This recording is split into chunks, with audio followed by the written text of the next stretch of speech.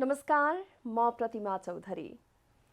नमस्कार, म अनिस्मा बस्नेत। राति 8 बजेको जनता समाचारमा स्वागत छ। सबैभन्दा पहिले प्रमुख समाचार। कोरोना महामारीका बीच 18औं राष्ट्रिय धान दिवस मनाइयो। धान चामलमा आत्मनिर्भर बनाउने सरकारको घोषणा कागजमै सीमित। जातीय विभेदको आरोपमा थुनामा रहेकी सरस्वती प्रधानलाई गाडीमा लिफ्ट दिने शिक्षा मन्त्री श्रेष्ठलाई प्रधानमन्त्रीद्वारा सचेत, मन्त्रीको कार्य दुर्भाग्यपूर्ण भएको भनाई। काठमाडौँमा जोर बिजोर प्रणाली सार्वजनिक सवारी साधन सञ्चालनमा यात्रु कम हुँदा इन्धन खर्च पुर्याउने समस्या भएको चालकहरूको गुनासो। रङ्गभेदी व्यवहार गर्ने देशलाई भूल सुधारका लागि क्षतिपूर्तिको व्यवस्था गर्न राष्ट्रसङ्घको माग, शैक्षिक सुधारको व्यवस्था गर्न सुझाव। र शहीद स्मारक ए डिभिजन लिग र राष्ट्रिय लिग सँगसँगै लैजाने एन्फाको प्रस्ताव अधिकांश क्लबहरूद्वारा अस्वीकार।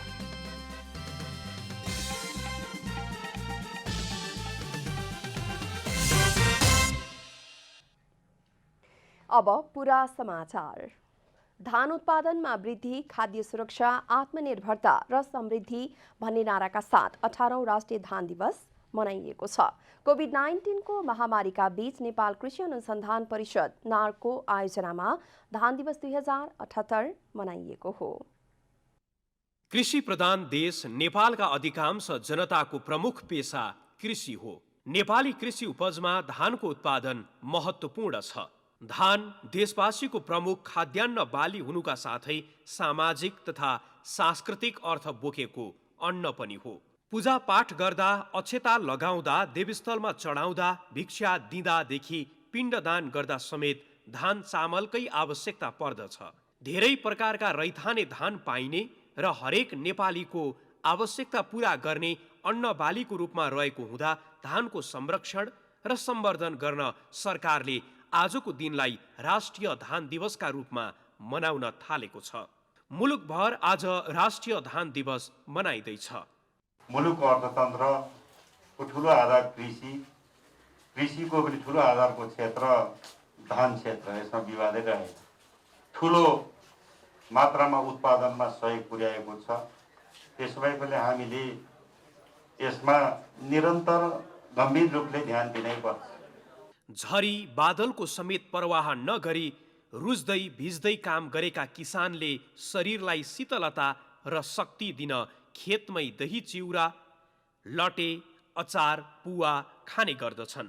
असारे गीत गाउँदै धान खेतको दबदबे हिलोमा धान रोपेर आपसमा हिलो खेली रमाउनु रोपाई पर्वको आकर्षण हो।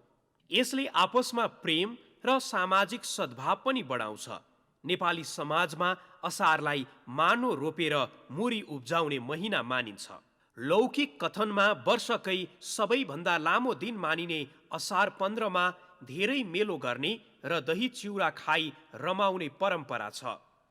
धान उत्पादनको लागि मिसन नै हामीले सञ्चालन गर्नु पर्यो, ताकि मसिनो धान अहिले जसरी माग भइरहेको छ देशमा, त्यो मसिनो धान उत्पादनमा हामी फोकस हुनु पर्यो। मेरो एउटा निवेदन गराइयो। अब हाम्रो आजको नारा के छ त भन्दाखेरि धान उत्पादन वृद्धि, खाद्य सुरक्षा, आत्मनिर्भरता र समृद्धि। धान रोपाई गर्दा सिमे भूमिको पूजा गरी खले गरामा बिउका मुठाको भकारी राखेर हिलाकै टिको लगाई उत्सवका रूपमा मनाइने हुँदा यो कृषि कर्म नेपाली समाजको सांस्कृतिक पर्व बनेको छ। हामीले एउटा योजना बनाएर हालको परिस्थितिमा अल्पकालीन या मध्यकालीन 10 वर्षसम्म हाइब्रिड धानले टेन्टाटिभ कति क्षेत्र कभर गर्ने र ओपी धानले कति क्षेत्र कभर गर्ने र रैथाने जातहरूलाई कसरी प्रवर्धन गर्ने, यी तीनटै क्षेत्रहरूलाई हामीले एड्रेस नगरिकन, अलिकति प्लानिङ नगरिकन हिँड्यो भने भोलि फेरि हाइब्रिड धानले धेरै ठाउँ अगटेर भोलि फेरि बिउका समस्याहरू हुन सक्छन् र अर्को समस्याहरू पनि आउन सक्छ। आजभोलि हाइब्रिड धानको प्रयोग बढ्नाले नेपाली प्रकृतिमा पैदा भई संस्कृति बोकेका रैथाने धानका प्रजाति विलुप्त हुँदैछन्। यिनको संरक्षण गर्ने र धान खेतीलाई प्रवर्धन गर्ने उद्देश्यले राष्ट्रिय स्तरमा रोपाई गरी धान दिवस मनाउन थालिएको हो। असार 15 लाई कृषि सभ्यता र महत्त्व बुझ्ने बुझाउने पर्वको रूपमा लिइएको छ। युवा पुस्ता वैदेशिक रोजगारीमा जाँदा देशको खेतबारी बाँझै रहेको र खाद्यान्न आयातमा वृद्धि भएको वर्तमान अवस्थामा यस पर्वको सन्दर्भ अझ बढेको पाइन्छ। पर्वमा बिदा दिए जस्तै गरी केही दिनको रोपाई बिदा दिने गरेमा बाँझै रहेका देशका भूखण्ड हराभरा भई खाद्यान्नको पर निर्भरता घटाउन सहयोग पुग्ने पनि तर्क गरिँदै आएको छ। तर कोरोना महामारीका कारण यस वर्षको रोपाई पर्व पनि प्रभावित भएको छ। क्यामेरामा शैलेन्द्र गोविन्द अमात्यका साथ नारायण भण्डारी, काठमाडौँ। नेपाललाई कृषि प्रधान मुलुक भनिए पनि अझै मुख्य खाद्यान्नका रूपमा प्रयोग हुने धान चामलमा आत्मनिर्भर बन्न सकेको छैन। सरकारले हरेक वर्ष आफ्नो बजेट वक्तव्य मार्फत धान चामलमा आत्मनिर्भर बनाउने घोषणा गर्दै आए पनि उत्पादन अनुपात घटेर आयात बढेको अवस्था छ।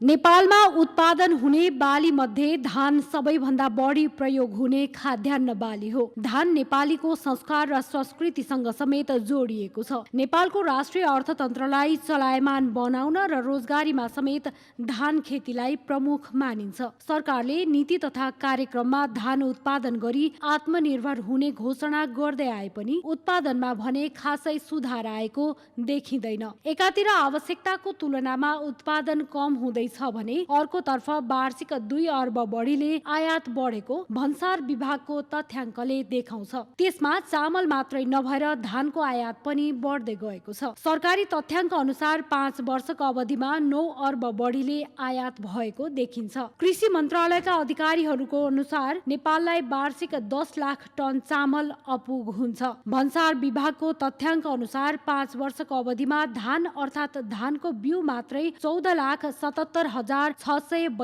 मेट्रिक टन आयात भएको छ। नेपालको अर्थतन्त्र र धानको अन्तर सम्बन्ध रहेको छ। धानको उत्पादन बढ्दा नेपालको अर्थतन्त्र बढ्ने र उत्पादन घट्दा आर्थिक वृद्धि दरमा समेत प्रत्यक्ष असर पार्दछ। नेपालको हकमा सामान्य किसानको जनजीविकादेखि मुलुकको अर्थतन्त्रलाई चलायमान बनाउनका लागि समेत धान बालीले महत्त्वपूर्ण भूमिका खेलेको छ। तर पछिल्लो समय खेतीयोग्य जमिन प्लटिङ गरेर घडेरी बनाउनु, खेती किसानी गर्नेको संख्यामा कमी हुनु, उपभोक्ताको स्वाद परिवर्तन भई भारतीय चामलले बजार हिस्सा ओगट्नु जस्ता कारणले पनि उत्पादकत्वमा कमी आएको विज्ञहरूको भनाइ छ। कृषि क्षेत्रको कुल गारस्थ उत्पादन जीडीपीमा 20% भन्दा बढी योगदान गर्ने धान बालीले कुल गारस्थ उत्पादनमा 7% भन्दा माथिको योगदान गरेको देखिन्छ। कृषि मन्त्रालयको तथ्याङ्क अनुसार 5 वर्षको अवधिमा नेपालमा 2,71,64,851 मेट्रिक टन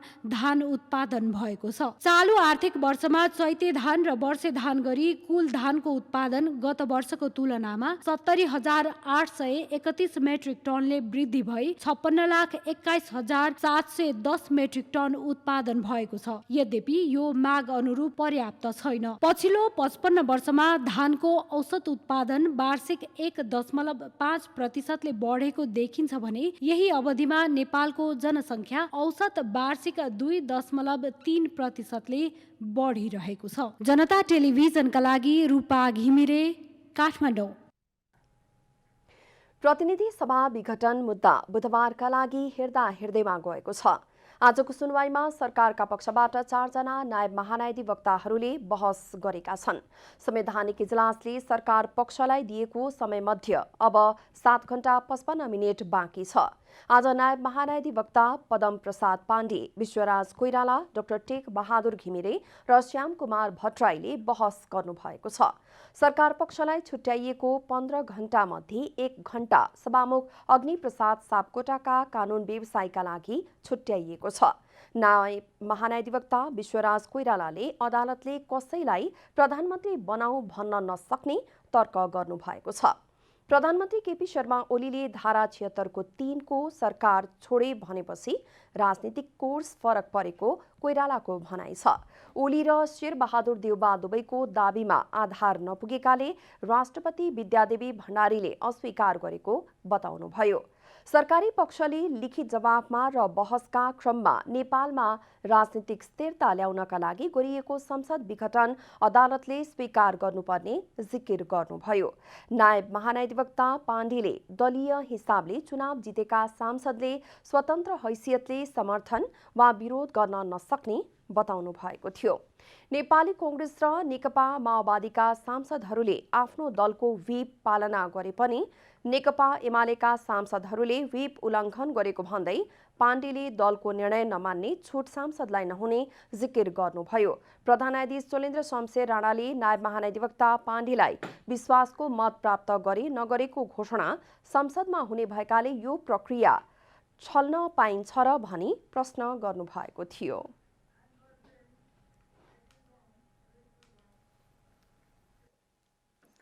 प्रधानमन्त्री केपी शर्मा ओलीले जातीय विभेद गरेको आरोपमा थुनामा रहेकी सरस्वती प्रधानलाई आफ्नो गाडीमा लिफ्ट दिने शिक्षा विज्ञान तथा प्रविधि मन्त्री कृष्ण गोपाल श्रेष्ठलाई सचेत गराउनु भएको छ। जातीय विभेदको अन्त्यका लागि सरकारले नै ऐन नियम बनाउने अनि सरकारकै मन्त्रीले त्यसको कार्यान्वयन गराउनुको सट्टा विभेदमा संलग्नलाई संरक्षण दिने काम भएको भन्दै मन्त्री र सरकारको चौतर्फी विरोध भइरहेका बेला प्रधानमन्त्रीले सम्बन्धित मन्त्रीलाई आइन्दा त्यस्तो गल्ती नगर्न सचेत गराउनु भएको हो। कानुन मन्त्री लीलानाथ श्रेष्ठले मंगलबार मन्त्रालयमा आयोजित पत्रकार सम्मेलनमा जातीय विभेद गरेको आरोप लागेकी सरस्वती प्रधानलाई छुटाउन मन्त्री स्वयं प्रहरी कार्यालय पुगेको र आफ्नै सवारी साधनमा चढाएर लगेको प्रसङ्ग उल्लेख गर्दै कानुन कार्यान्वयनमा सन्देह जनाएपछि मन्त्री श्रेष्ठले त्यसबारे प्रधानमन्त्रीले नै सम्बन्धित मन्त्रीको ध्यानाकर्षण गराएको बताउनु भएको हो। उहाँले मन्त्रीको त्यस प्रकारको कार्यलाई दुर्भाग्यपूर्ण भनी टिप्पणी गर्नुभयो। त्यो हामीले गरेका गल्ती, हाम्रा क्याबिनेट मिनिस्टरले गरेका गल्तीलाई हामीले स्वीकार गर्नुपर्छ। एकातर्फ कानुन बनाउने, एकातर्फ न्याउने, यसलाई अन्त गर्ने, अर्कोतर्फ हामीले व्यवहारमा देखाएनौँ भने हाम्रो परिचय भनेको व्यवहारले त्यो ठिक हुँदैन। त्यस कारणले त्यो कुरालाई हामीले ध्यान आकर्षण गराएका छौँ। मन्त्रीज्यूलाई सम्मान्य प्रधानमन्त्रीज्यूले र हाम्रा मन्त्रीज्यूले पनि त्यसलाई महसुस गर्नुभएको छ। सञ्चारकर्मी रूपा सुनारलाई दलित भएका कारण कोठा भाडामा नदिएको भन्दै प्रहरीले काठमाडौँ बबर महलकी घरबेटी सरस्वती प्रधानलाई नियन्त्रणमा लिएको थियो। 3 दिनपछि प्रहरी नियन्त्रणबाट छुटेकी उनलाई मन्त्री श्रेष्ठले आफ्नै सवारी साधनमा लिफ्ट दिनु भएको थियो। यो विषयको सर्वत्र आलोचना हुँदै आएको छ। सरकारले संवैधानिक आयोगमा गरेका नियुक्तिको अनिवार्य संसदीय सुनवाई गर्नुपर्ने संवैधानिक परिषद सम्बन्धी ऐनमा व्यवस्था रहेको छ। तर ऐनकै अर्को व्यवस्थामा 45 दिनभित्र सुनवाई हुन नसके स्वतः नियुक्ति हुने प्रावधानले संवैधानिक नियुक्तिमा प्रश्न उठेको सरकारवालाले टिप्पणी गरेका छन्। प्रधानमन्त्री केपी शर्मा ओलीले 6 सदस्यीय संवैधानिक परिषद सम्बन्धी ऐनलाई अध्यादेश जारी गरी 3 सदस्यीय उपस्थितिमा पनि नियुक्ति गर्न पाउने व्यवस्था गर्नुभयो। उक्त व्यवस्था अनुसार संवैधानिक आयोगमा पहिलो पटक प्रतिनिधि सभा विघटनको मौका छोपी प्रधानमन्त्री ओलीले 30 जना नियुक्ति गर्नुभयो भने पुनः दोस्रो पटक संसद विघटनको मौका छोपी थप 20 जना संवैधानिक आयोगमा नियुक्ति गर्नुभयो। संविधानको धारा 292 मा संवैधानिक परिषदबाट हुने नियुक्तिको सिफारिसमा संसदीय सुनवाई हुनुपर्ने व्यवस्था छ। संसदको संयुक्त बैठक र संयुक्त समिति कार्य सञ्चालन नियमावली 2075 को नियम 26 मा सुनवाई समितिले सम्बन्धित निकायबाट नाम प्राप्त भएको मितिले 45 दिनभित्र सुनवाई गरी राय तयार गरी सम्बन्धित निकायमा पठाउनु पर्ने व्यवस्था छ। तोकिएको समयभित्र समितिले उक्त निर्णय उपलब्ध गराउन नसके सुनवाईका लागि पठाइएको पदमा नियुक्तिका लागि बाधा नपुग्ने भनिएको छ। यदि संसदीय सुनवाई भएको भए अध्यादेशबाट 3 सदस्यले नियुक्त गरेका व्यक्तिलाई संसदीय सुनवाई समितिले बहुमत सदस्यले अस्वीकृत गरेर नियुक्तिलाई बदर गर्न सक्थ्यो।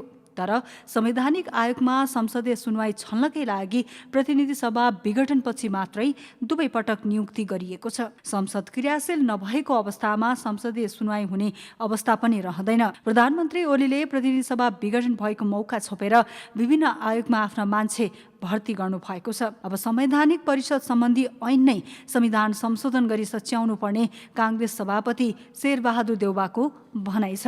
सुनवाई समितिले पास गर्नुपर्ने चाहिँ बाध्य सत्य सुनवाई समितिले 45 मिनट पास गरेको भने आफू स्वतः हुने भन्ने शब्द सत्य आउँछ नि। त्यसै कारण संविधान संशोधन सम्बन्धी कुरा हो भने संविधान संशोधन गर्न होइन भने लाग्ने खिलाफ छ। पहिले खिलाफ सम्पूर्ण खारेज गर्नुपर्छ। मैले त वास्ता विरोध गरेको भयो। नोट अफ विशेष पनि लेखेको मान्छे मैले।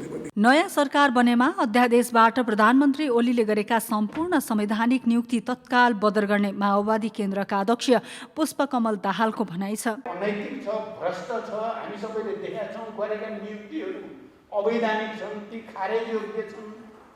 र तपाईँहरूले भन्नुभयो, म चाहिँ के भन्छु भने गठबन्धनको तर्फबाट उनी अवैधानिक ढङ्गले, असंवैधानिक र अलोकतान्त्रिक ढङ्गले गरेका सबै नियुक्तिहरू खारेज गरिन्छ। मानिँदैन, तिनलाई कुनै हालतमा मानिँदैन।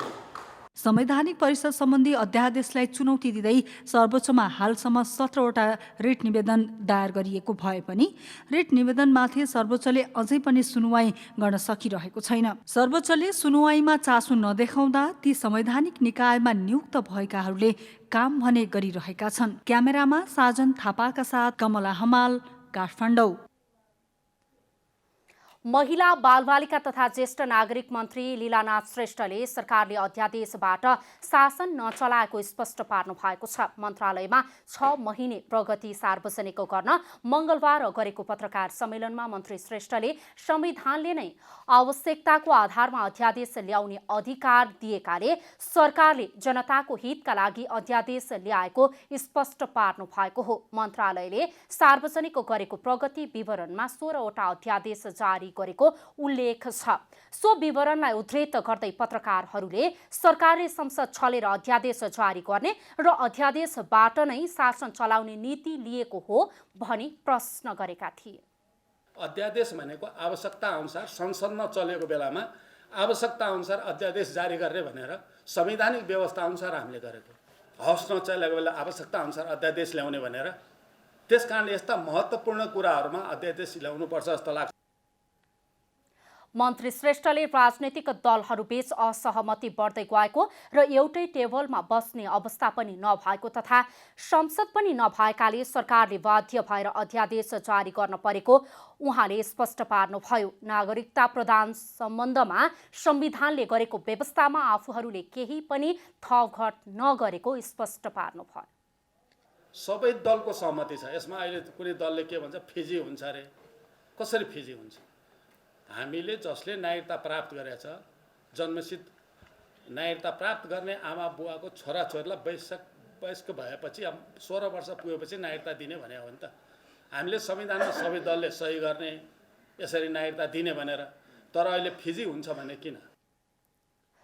मन्त्रालयले स्थानीय तहमा न्यायिक समितिको क्षमता बढाउन सम्बन्धित निकायसँग आवश्यक सहकार्य गरेको। निःशुल्क कानुनी सहायता 47 जिल्लाबाट विस्तार भएर अहिले 77 वटै जिल्लामा पुगेको लगायत मन्त्रालयले 6 महिनामा गरेको कार्य सम्पादनको फिहरिस्त प्रस्तुत गरेको थियो। जनता समाचारमा अब छोटो विश्राम।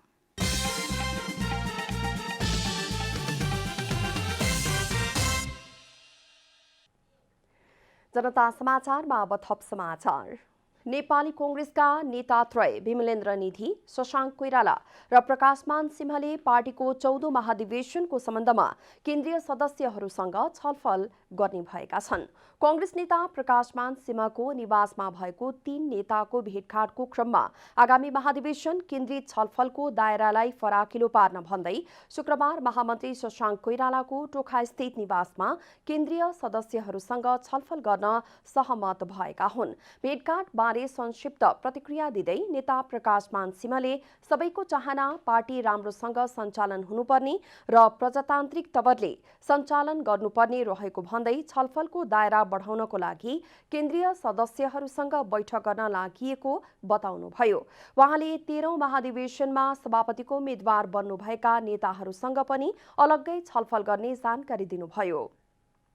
पार्टी भएको कारणले गर्दाखेरि यसको चाहिँ महाधिवेशन पनि डेमोक्रेटिक तवरले नै गर्नुको लागि यो चाहिँ पाउनुपर्नेहरूले चाहिँ क्रियाशील पाउनु पर्यो र चाहिँ छानबिनमा रहेको सबैले चाहिँ विधि प्रक्रिया पुरा गरेर त्यसलाई चाहिँ आवश्यकता यो प्रक्रिया पुरा गरेकाहरूलाई चाहिँ दिनुपर्छ। कसैले वञ्चित पनि गर्नु हुँदैन र अनावश्यक रूपमा विधि प्रक्रिया पुरा नगरिकन त्यसै पनि दिनु हुँदैन भन्ने कुरामा हाम्रो चाहिँ छलफल भएको छ।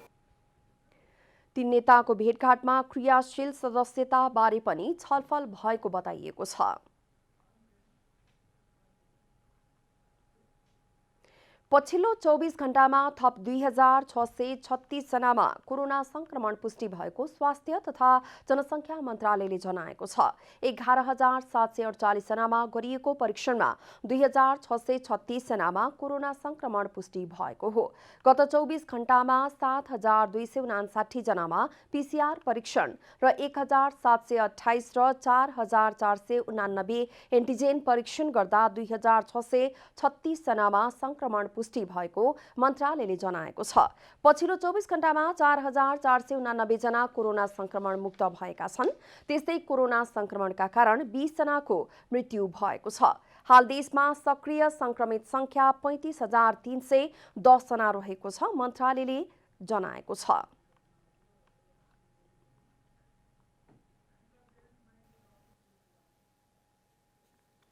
लामो समयपछि सडकमा गुड्न पाएका सार्वजनिक सवारी साधनले यात्रु भने पर्याप्त पाउन सकेका छैनन्। सिट क्षमताको आधारमा संख्यामा यात्रु बोक्नुपर्ने र त्यही संख्या पनि पुग्न नसक्दा गाडी सञ्चालनका लागि आवश्यक इन्धन पुर्याउन पनि धौधौ भएको चालकहरूको गुनासो छ। 2078 वैशाख 16 गतेदेखि ग्यारेजमा थन्किएका ठूला सवारी साधन 2 महिनापछि मंगलबारदेखि सञ्चालनमा आएका छन्। जिल्ला प्रशासन कार्यालय काठमाडौँले काठमाडौँ उपत्यका भित्र मात्र सञ्चालन हुने गरी 25 सिट क्षमता भन्दा बढी क्षमताका सार्वजनिक सवारी साधन जोर बिजोर प्रणाली अनुसार सञ्चालनमा ल्याएका हुन्। सिट क्षमताको आधा संख्यामा यात्रु बोक्नुपर्ने र त्यही संख्या पनि पुग्न नसक्दा गाडी सञ्चालनका लागि आवश्यक इन्धन पुर्याउन पनि धौधौ भएको उनीहरूको गुनासो छ। महानगरले तोकिएका बस स्टेशनमा यात्रु ओह्राल्न र चढाउनका लागि अत्यन्तै कम समय मात्र तोकिएको भन्दै यात्रु खोज्नका लागि टुडीखेल वरिपरि घुमै गर्नु परेको गुनासो चालकहरूको रहेको छ। बसवाला बन्द भइरहेछ, के गर्नु अब खै हामीलाई गाह्रो छ नि, अब घुमै गर्नुपर्छ। यता पनि ट्राफिकहरू रोकिँदैन, बल्ल बल्ल गाडी खोल्यो, मान्छेले हाल्नु पाउँदैन भरि। यातायात मजदुरको समस्यालाई सरकारले आत्मसात गर्न नसकेको र अवहेलना गरेको उनीहरूले आरोप लगाएका छन्। सानो गाडीको लागि चाहिँ सिट क्षमताभन्दा माथि राखिदिएको भएर हामीले चाहिँ चलाउनु पाएन। हामी चाहिँ यतिकै भौतारिरहेछौँ भनौँ न। एउटा आशा थियो, केही आशामा चाहिँ गुमाउनु पर्यो। अब 16 सिटै भने भए हामी पर्थ्यो। अब ठुलो गाडीले मात्रै प्राथमिकता दियो सरकारले। अब यो कोभिडले पनि अब सिट फुल बोक्न दिँदैछ, भाडा बढाएन। भाडा बढाउन नगएपछि गाडीवाला त तेल हाल्ने 25 सिट भन्दा बढी क्षमताका सार्वजनिक यातायातका साधनलाई स्वास्थ्य मापदण्डको पूर्ण पालना गरी चलाउन दिए पनि त्यसभन्दा कम सिट क्षमताका सवारी साधनलाई अझै पनि सञ्चालनको अनुमति दिएको छैन। माइक्रो बसका चालक तथा सहचालकहरूले राज्यले यातायात क्षेत्रका मजदुरलाई अवहेलना गरेको र उनीहरूको समस्या नबुझेको गुनासो गरेका छन्। राज्यले अहिले यस्तो अवहेलना गरेछ कि 25 सिटे भन्दा माथिको गाडीलाई मात्रै सञ्चालन गर्न दिएको कारणले गर्दा हाम्रा ती 16 सिटे भएका माइक्रोहरूलाई पनि सञ्चालन गर्न दिए पनि हाम्रा मजदुर साथीहरूलाई अलि राहत हुन्थ्यो कि राज्यले हाम्रो चाहिँ मजदुरलाई कुनै राहतको प्याकेज नै बनाएको छैन। यातायात क्षेत्रका मजदुरहरू यति पीडामा छन् कि त्यो कुरा राज्यले कहिले पनि दमन गरेका छैनन्। काठमाडौँ जिल्ला प्रशासन कार्यालयले मंगलबारदेखि जोर बिजोर प्रणालीमा ठूला सार्वजनिक सवारी साधनलाई उपत्यकाका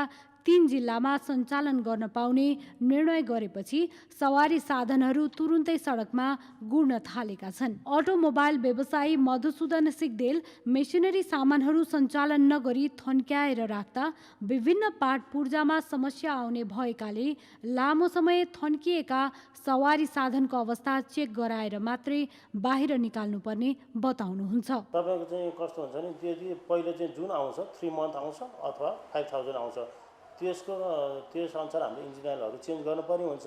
त्यो चाहिँ यदि हामीले गरेन भने चाहिँ तपाईँको भोलिको दिनमा इन्जिनहरूमा समस्या आउन सक्छ। अब अलरेडी हाम्रो 2 मन्थ क्रस गरिसकेका थियो भने अब 2 मन्थ चाहिँ तपाईँको लकडाउनमा पस्यो भने लगभग उसको 4 मन्थ भयो इन टोटल सर्भिसिङ पिरियड भने उसको चाहिँ त्यो चाहिँ उसले चेन्ज गर्नै पर्ने हुन्छ। तर हामीलाई कस्तो छ भने यो टाइममा चाहिँ हामीले चाहिँ सर्भिस सेन्टरहरू नखोलेको अवस्था अनि तपाईँको गाडी चाहिँ चलाउनु पर्ने अवस्थामा यदि हामीले चाहिँ सर्भिस नगरिकन गएको भने भोलिको दिनमा चाहिँ इन्जिनमा यसले इन्डाइरेक्ट असर गर्न सक्छ। लामो समय सञ्चालनमा नरहेका सवारी साधनको स्टार्ट, ब्रेक तथा इन्जिनमा नै समस्या देखिने भएकाले बिना चेक जाँच बाहिर निकाल्दा दुर्घटना हुन सक्ने खतरा व्यवसायीहरूले औल्याएका छन्।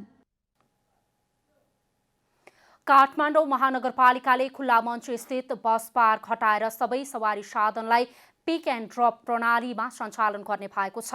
महानगरको यो निर्णयसँगै अब साना तथा ठूला सार्वजनिक सवारी साधनहरू सहरी क्षेत्रमा लामो समयसम्म एकै स्थानमा रोकेर बस्न नपाउने भएका छन्। साथै उनीहरूले खुल्ला मञ्चमा सवारी पार्किङ समेत गर्न पाउने छैनन्। काठमाडौँ महानगरपालिकाले पुरानो बस पार्क हटाएर काठमाडौँ टावर निर्माण गर्न थालेपछि बस पार्कलाई खुल्ला मञ्चमा सारिएको थियो। अहिले खुल्ला मञ्चबाट पनि बस पार्क हटाइएपछि यातायात व्यवसायी तथा मजदुरहरूले महानगरको निर्णयको विरोध गर्दै आएका थिए। महानगरपालिका र यातायात व्यवसायका प्रतिनिधि तथा मजदुरका प्रतिनिधिहरू बीच मङ्गलबार भएको छलफलमा आरएनएससी आसपास न्यू रोड गेट अगाडि र वीर अस्पताल अगाडिको रोडमा नै पिक एन्ड ड्रपको सिस्टम अद्यावधि गरेर व्यवस्था मिलाउने सहमति भएको महानगर प्रहरी प्रमुख धनपति सापकोटाले जानकारी दिनुभयो। पिक एन्ड ड्रपका सिस्टमहरू अद्यावधिक गरेर यो अब यो जोर बिजोर को प्रक्रिया अगाडि बढेपछि बसहरू सञ्चालन गर्ने हिसाबमा आज हामी छलफल गरेर एउटा टुङ्गोमा पुगेका छौँ। सापकोटाका अनुसार अब खुल्ला मञ्चमा भएको बस पार्कलाई सिल गरिनेछ।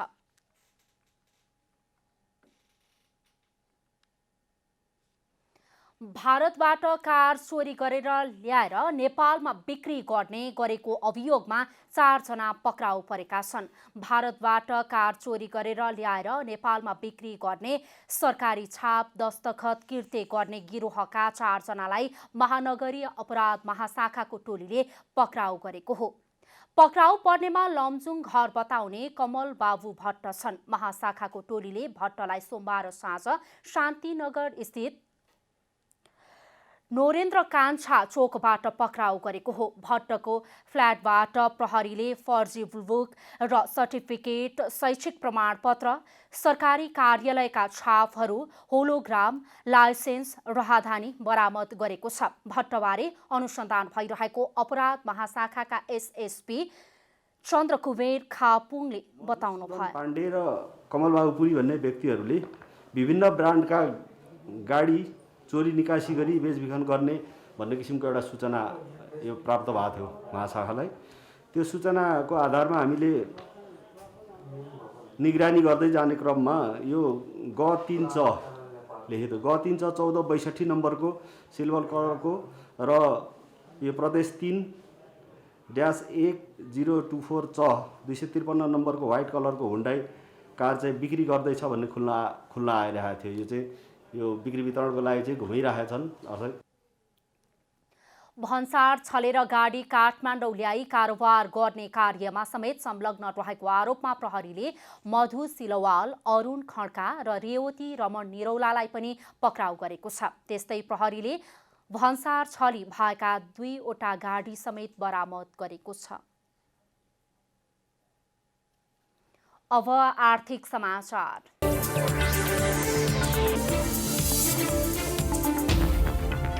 साताको तेस्रो कारोबार दिन मङ्गलबार सेयर बजार 47.50 अङ्कले घटेर 2828 बिन्दुमा पुगेको छ। बजार घट्दा 5वटा कम्पनीको सेयर मूल्यमा उच्च गिरावट आएको छ। बजारमा 6 खर्ब 72 करोड रुपैयाँ भन्दा बढीको सेयर कारोबार भएको छ। 223 कम्पनीको 1 करोड 40 लाख 44 हजार भन्दा बढी किता सेयर खरिद बिक्री भएको छ। सबैभन्दा बढी प्रोग्रेसिभ फाइनान्सको सेयर मूल्य अघिल्लो कारोबार दिनको तुलनामा 8.55% घटेको छ। पछिल्लो समय बजार घट्न थालेसँगै लगानीकर्ताले आत्तिएर सेयर बिक्री गरेको पाइएको छ। यसअघि 3000 बिन्दु पार गरिसकेको बजार अहिले आएर 2828 बिन्दुमा झरेको छ। यसैगरी सरकारले नेपाल स्टक एक्सचेन्ज नेप्सेको अध्यक्षमा अर्थ मन्त्रालयका सहसचिव दीर्घराज मैनालीलाई नियुक्त गरेको छ। नेपाल ब्याङ्कले क्रेडिट कार्ड सेवाको शुभारम्भ गरेको छ। क्रेडिट कार्ड सेवाको न्यूनतम सीमा 20,000 देखि अधिकतम सीमा 5 लाख रुपैयाँसम्म कायम गरिएको छ। भिसा इन्टरनेसनलसँगको आबद्धतामा सञ्चालनमा ल्याइएको क्रेडिट कार्ड सेवाको प्रयोग पोस्ट, एटिएम टर्मिनल तथा अनलाइन प्रणाली मार्फत विभिन्न वस्तु तथा सेवा भुक्तानीमा प्रयोग गर्न सकिनेछ। यो कार्डको प्रयोग नेपाल लगायत भारत र भुटानमा समेत प्रयोग गर्न सकिने ब्याङ्कले जनाएको छ। सरकारी विकास र साधारण खर्चमा वृद्धि हुँदा ब्याङ्किङ तरलतामा सुधार देखिएको छ। तरलतामा सुधार भए पनि अन्तर्ब्याङ्क सापटी दर भने घटेको छैन। ब्याङ्कहरूले सापटी पैसा नपाएपछि महँगो ब्याजको स्थायी तरलता सुविधा एसएलएफ लिन पनि छाडेका छैनन्। दैनिक 35 देखि 40 करोड रुपैयाँ विकास खर्च गर्दै आएको सङ्घीय सरकारले 4 दिन यता 1 अर्ब रुपैयाँ भन्दा बढी खर्च गर्न थालेको छ। यो बीचमा दैनिक 2.25 अर्ब रुपैयाँसम्म पनि विकास खर्च भएको छ। चालु खर्च पनि दैनिक 5 अर्ब रुपैयाँ हुन थालेको छ। वित्तीय व्यवस्थापन खर्च पनि बढेको छ। यसबाहेक डलर सटही दर पनि बढेको छ। सरकारले चालु वर्षको खर्च गर्ने समय अझै 15 दिन बाँकी भएकाले तरलता थप सहज देखिएको हो।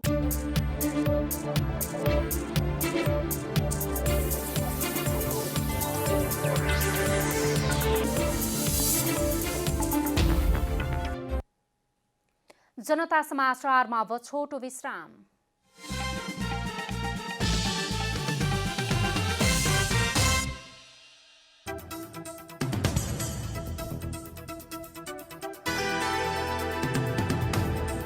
संयुक्त राष्ट्रसङ्घीय मानवाधिकार आयोगले अफ्रिकी मूलका व्यक्तिहरूमाथि हुँदै आएको रङ्गभेदी व्यवहारको भूल सुधार या भरणका लागि क्षतिपूर्तिको व्यवस्था गर्न माग गरेको छ। आयोगको नयाँ प्रतिवेदनमा विभेद तथा भेदभावलाई सम्बोधन गर्न माफीसँगै शिक्षक सुधारको व्यवस्था गर्न पनि सुझाव दिइएको छ। ब्ल्याक लाइभ्स म्याटर समूहले गरेको कामको प्रशंसा गर्दै आयोगले सो समूहलाई आर्थिक सहयोग, सार्वजनिक पहिचान तथा सहयोग गरिनुपर्ने उल्लेख गरेको छ। आयोगको प्रतिवेदन सन् 2020मा अमेरिकामा प्रहरीको ज्यादतीका कारण मारिएका निहत्था अश्वेत अमेरिकी जर्ज फ्लोइडबाट सुरु भएको हो। फ्लोइडको निधनपछि अमेरिकासहित विश्वभर रङ्गभेद विरोधी आन्दोलनले नयाँ गति लिएको थियो। संयुक्त राष्ट्रसङ्घीय मानवाधिकार आयोगले 300 भन्दा बढी विज्ञ तथा अफ्रिकी मूलका व्यक्तिसँगको छलफलपछि प्रतिवेदन तयार पारेको हो।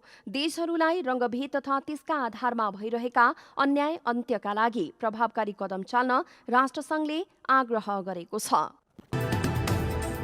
अस्ट्रेलियाको न्यू साउथ वेल्स राज्यबाट फैलन सुरु भएको कोरोना भाइरसको डेल्टा भेरिएन्टलाई नियन्त्रण गर्न अस्ट्रेलियन सरकारले देशभर रोकथामका विभिन्न उपायहरू अवलम्बन गरेको छ। बढ्दो कोरोना संक्रमणलाई मध्यनजर गर्दै अस्ट्रेलियाको न्यू साउथ वेल्स, पश्चिम अस्ट्रेलिया तथा नर्दर्न टेरिटोरीले आफ्ना राज्य र टेरिटोरीभित्रका केही क्षेत्रमा लकडाउनको घोषणा गरिसकेका छन् भने मंगलबार साँझ 6 बजेदेखि क्वीन्सल्यान्ड राज्यका केही क्षेत्रमा समेत लकडाउनको घोषणा गरिएको छ। अन्य राज्य र टेरिटोरीहरूले समेत कडा प्रतिबन्धको आह्वान गरिसकेको बीबीसीले जनाएको छ। मंगलबार न्यू साउथ वेल्स राज्यमा 19 जना नयाँ कोरोना संक्रमित फेला परेपछि हालसम्म सो राज्यमा कोरोना संक्रमितको संख्या 149 पुगेको छ। नियमित पत्रकार सम्मेलनका क्रममा राज्यकी प्रिमियर ग्लेडिज बेरिजिक्लिनले क्विन्सल्यान्ड राज्यको केही क्षेत्रलाई मंगलबार साँझ 6 बजेबाट लागू हुने गरी 3 दिने लकडाउन घोषणा गर्नुभएको हो। खोप नलगाएकी एक अस्पतालकी रिसेप्सनिस्ट संक्रमणकै दौरानमा राज्यमा यात्रा गरेपछि सो लकडाउनको घोषणा गरिएको समाचारहरूमा जनाइएको छ। अब खेलकुद समाचार।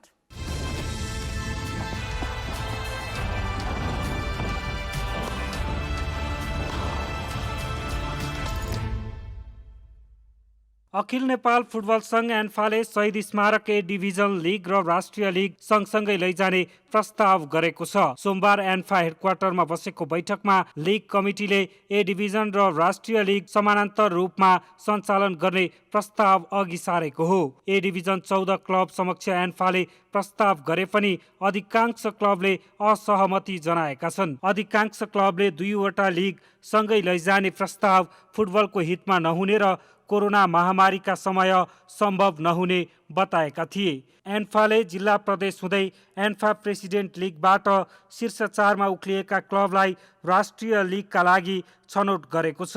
यस्तै नेपालगञ्जमा आयोजना भएको प्रेसिडेन्ट कपबाट सुदूरपश्चिमको स्टार सिटी युवा क्लब कैलाली, लुम्बिनी प्रदेशको धम्बोजी क्लब नेपालगञ्ज, प्रदेश नम्बर 2 को मनोकामना युवा क्लब रौतहट, गण्डकी प्रदेशको त्रिवेणी युवा क्लब लमजुङ राष्ट्रिय लिगका लागि छनौट भएका थिए। एन्फाले सोमबार क्लबलाई प्रस्ताव गरेको एन्फा लिग तालिकामा 2078-2021-22 खाका ड्राफ्टमा 6 महिने ए डिभिजन र राष्ट्रिय लिग रहेको छ। एन्फाले प्रस्ताव गरेको तालिकामा साफ च्याम्पियनसिप, एएफसी महिला च्याम्पियनसिप, एन्फाले प्रस्ताव गरेको तालिकामा साफ च्याम्पियनसिप, एएफसी महिला च्याम्पियनसिप छनौट लगत्तै राष्ट्रिय लिग हुने जनाइएको छ। राष्ट्रिय लिग सुरु भएपछि मात्रै ए डिभिजन लिग सुरु हुने तालिका तयार गरेको छ।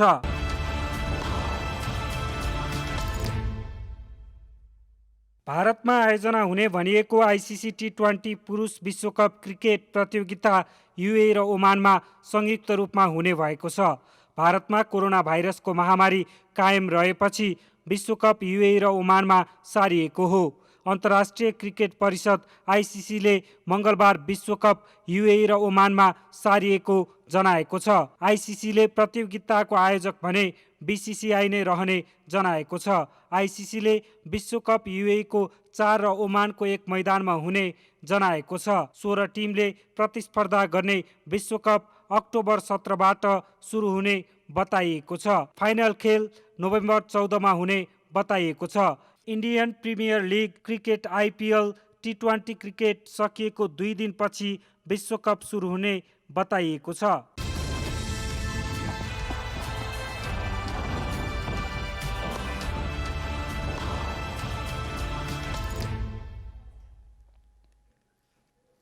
अब मौसम समाचार।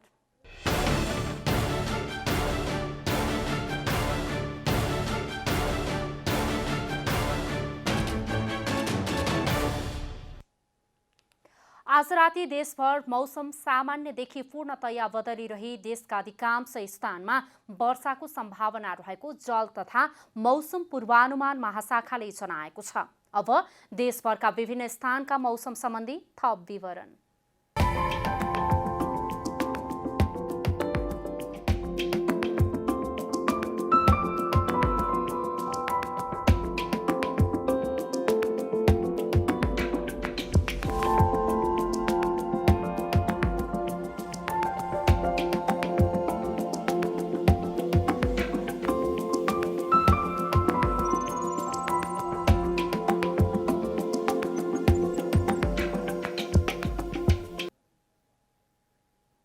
अन्त्यमा आजको डायरी। प्रतिनिधि सभा विघटन मुद्दा बुधबारका लागि हेर्दा हेर्दैमा गएको छ। मंगलबारको सुनवाईमा सरकारको पक्षबाट 4 जना नायब महान्यायाधिवक्ताले बहस गरेका छन्। संवैधानिक इजलासले सरकार पक्षलाई दिएको समयमध्ये अब 7 घण्टा 55 मिनेट बाँकी छ। मंगलबार नायब महान्यायाधिवक्ता पदम प्रसाद पाण्डे, विश्वराज कोइराला, डाक्टर टेक बहादुर घिमिरे र श्यामकुमार भट्टराईले बहस गर्नुभएको छ। 2078 वैशाख 16 गतेदेखि ग्यारेजमा थन्किएका ठूला सवारी साधन 2 महिनापछि आजबाट सञ्चालनमा आएका छन्। जिल्ला प्रशासन कार्यालय काठमाडौँले काठमाडौँ उपत्यकाभित्र मात्रै सञ्चालन हुने 25 सिट क्षमताभन्दा बढी क्षमताका सार्वजनिक सवारी साधन जोरबिजोर प्रणाली अनुसार सञ्चालनमा आएका हुन्। सिट क्षमताको आधा संख्यामा यात्रु बोक्नुपर्ने र त्यही संख्या पनि पुग्न नसक्दा गाडी सञ्चालनका लागि आवश्यक इन्धन पुर्याउन पनि धौधौ भएको उनीहरूको गुनासो छ। आज असार 15 धान रोपाईको पर्व र राष्ट्रिय धान दिवस। धान उत्पादनमा वृद्धि, खाद्य सुरक्षा, आत्मनिर्भरता र समृद्धि भन्ने नाराका साथ यस वर्षको राष्ट्रिय धान दिवस मनाइएको छ। सरकारले हरेक वर्ष आफ्नो बजेट वक्तव्य मार्फत धान चामलमा आत्मनिर्भर बनाउने घोषणा गर्दै आए पनि उत्पादन अनुपात घटेर आयात भने बढेको अवस्था छ। संयुक्त राष्ट्रसङ्घीय मानवाधिकार आयोगले अफ्रिकी मुलुकका व्यक्तिहरूमाथि हुँदै आएको रङ्गभेदी व्यवहारको भूल सुधार या भरणका लागि क्षतिपूर्तिको व्यवस्था गर्न माग गरेको छ। आयोगको नयाँ प्रतिवेदनमा विभेद तथा भेदभावलाई सम्बोधन गर्न माफीसँगै शिक्षक सुधारको व्यवस्था गर्न पनि सुझाव दिएको हो। अखिल नेपाल फुटबल संघ एन्फाले शहीद स्मारक ए डिभिजन लिग र राष्ट्रिय लिग सँगसँगै लैजाने प्रस्ताव गरेको छ। एन्फा हेडक्वार्टरमा बसेको बैठकमा लिग कमिटीले ए डिभिजन र राष्ट्रिय लिग समानान्तर रूपमा सञ्चालन गर्ने प्रस्ताव अघि सारेको हो। ए डिभिजनका 14 क्लब समक्ष एन्फाले प्रस्ताव गरे पनि अधिकांश क्लबले असहमति जनाएका छन्। अधिकांश क्लबले 2वटा लिग सँगै लैजाने प्रस्ताव फुटबलको हितमा नहुने र कोरोना महामारीका समय सम्भव नहुने समेत बताएका थिए।